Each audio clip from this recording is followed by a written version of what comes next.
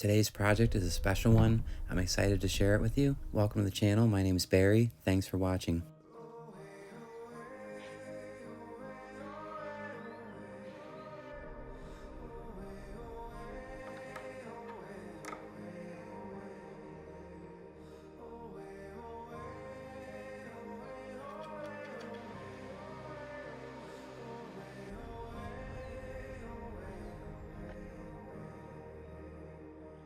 At first glance, this is an ordinary dresser. You can find these in our area for $10 or $20 on Facebook Marketplace just about every day.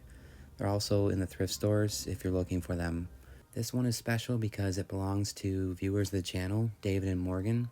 They're a married couple. They live about 2 hours from Madison here in Wisconsin. They reached out to me on my Instagram page and asked if I do commission work. I had said no, but their story was interesting to me, and here we are. So I'll let David tell the story later in the video. I'm excited for that portion, but let's get started with the project. As you can see, some of the original hardware is still there. The veneer on the sides has some damage on the bottom, and the back side of this dresser indicates this was manufactured July 7th of 1966.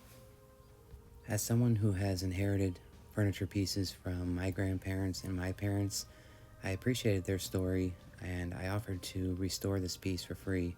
That isn't to bring recognition to myself, but rather to say I've been blessed with all the support from so many of you viewers across the world by receiving letters and postcards, support through the Amazon wishlist and Buy Me a Coffee app, and I want to honor my word and continue to find ways to pay it forward, so I felt this was a perfect opportunity.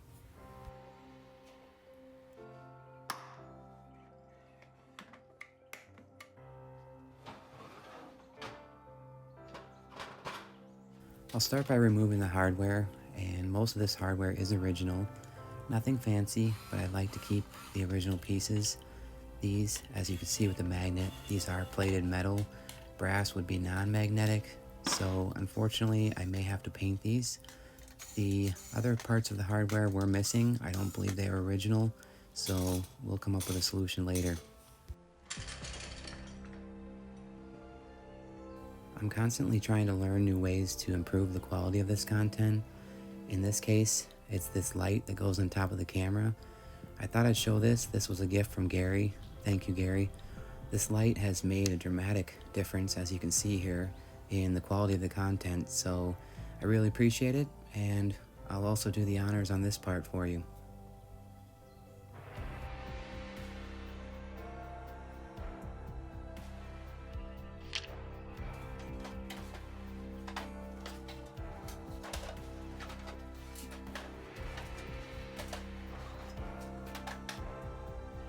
I recently received more hooks for the pegboard, and so I was excited to get this a little more organized.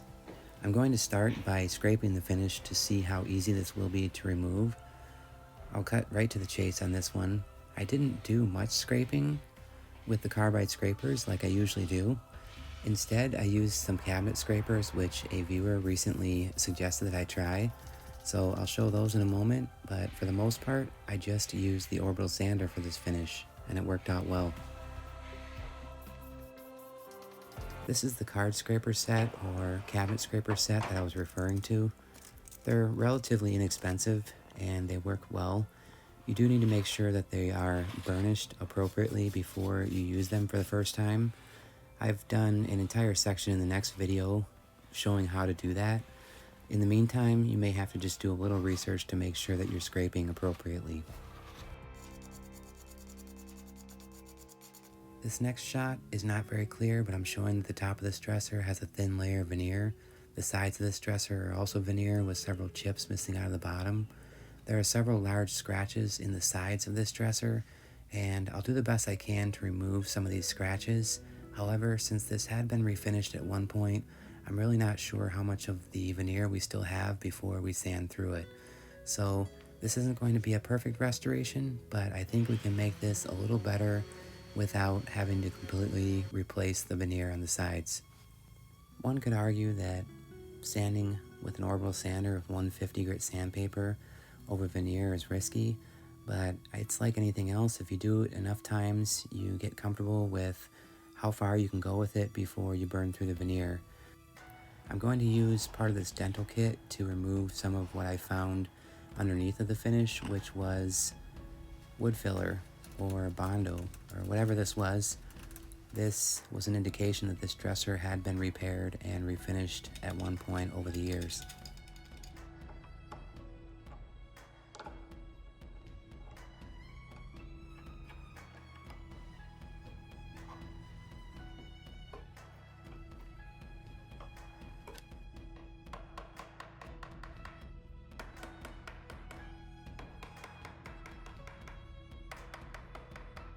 I've used detailed scraper sets for most of my projects.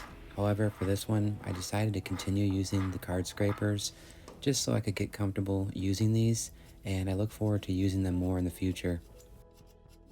I'll start by sanding this piece with 150 grit sandpaper on the orbital sander. I'll finish by using 220 grit sandpaper in preparation for the stain.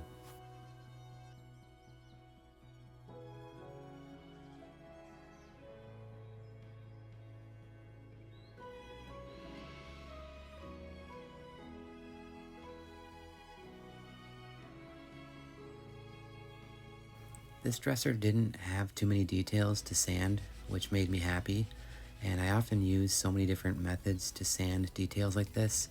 So for this one, I decided just to sand this by hand, just to show that it is possible, and it just takes a little bit of time and effort.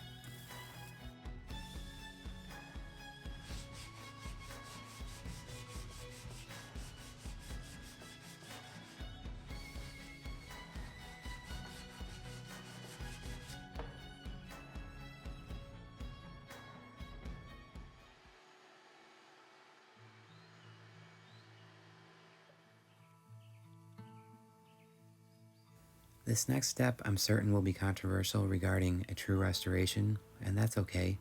I decided to repair the minor veneer damage with wood filler versus using actual veneer. I didn't have the appropriate veneer for this piece. Also, David and Morgan decided for a really dark finish for this piece, so I figured it would be easy to conceal the minor damage on the bottom end of this dresser. Once the wood filler dried, I went over with 220 grit sandpaper, and in preparation for staining, I'll go over the entire piece with a tack cloth. For this piece, since most of it is soft wood, and I believe most of it is pine, I'll use a pre-stain conditioner so that I can prevent blotching with the stain. With a disposable foam brush, I'll apply Rust-Oleum wood stain in Kona. I'll apply this and then wipe it off immediately with a shop rag.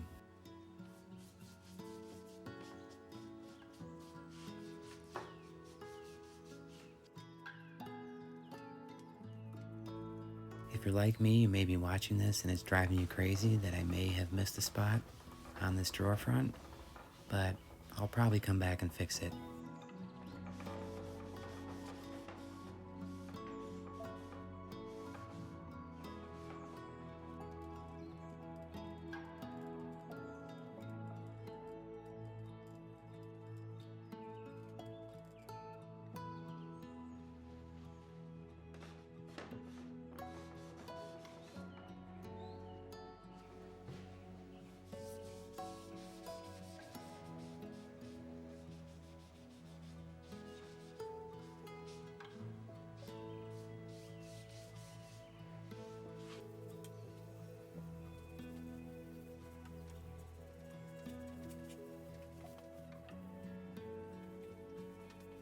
As expected on this softwood, the stain application wasn't perfect, but I was prepared for this and had toner lacquer ready to go to help blend this piece together a little better.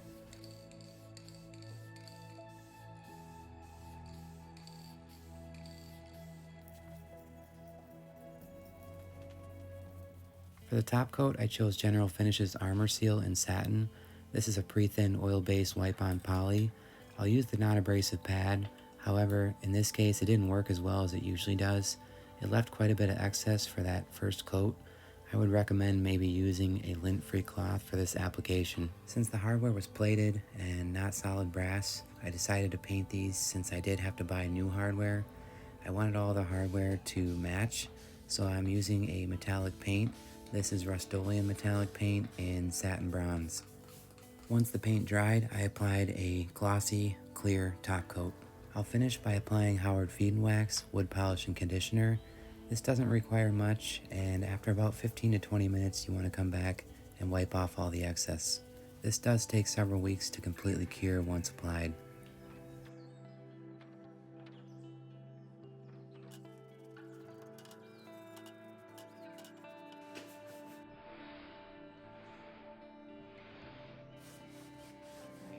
Okay, so this is David, and Morgan, his significant other, wife, fiance, girlfriend? Wife, okay, sorry. Reached out to me. They had seen a video on my YouTube channel, and they're a couple hours away. They're from Wisconsin here. They reached out to me and asked if I did commission work, which I don't, but they were willing to make the drive a couple hours down to Madison here, and I said I'd be happy to refinish a dresser for them, and I'll let David tell the story on the dresser here. Yeah, so this was my dad's dresser. They got it back in the 60s. I believe it was originally my grandpa's, moved it on to my dad's. And then a few years back when my dad passed, it moved on to me. And it's just that piece that's always been in our family. We moved around a lot growing up, and it was always there. And it was just kind of a staple of my childhood. And I was really excited for it to become mine. And then when there was an opportunity for us to get it finished up, make it look really nice, I kind of had to jump on that. Because an important piece to us, and it looks absolutely amazing. They had promised me that they weren't going to tell anyone that I did free work. For me, it helps just to get more practice, and the way that it kind of connected with me was when they had said that it belonged to his grandfather, and then was passed down to his father, and then eventually to him. So I have several furniture pieces that have belonged to my grandmother and were passed down to my parents and then to me. So that's where I was able to relate with this, and I was happy to do it for that reason. So it's one of those things I hope it'll stay in the family for a long time and get passed down to the next generation. So that's what makes all of this rewarding and fun. So very good. A special thank you to Morgan and David for letting me work on this project, and as always, if you feel I've earned your subscription, please consider subscribing to the channel, hitting that thumbs up, and saying hello in the comments. Goodbye for now.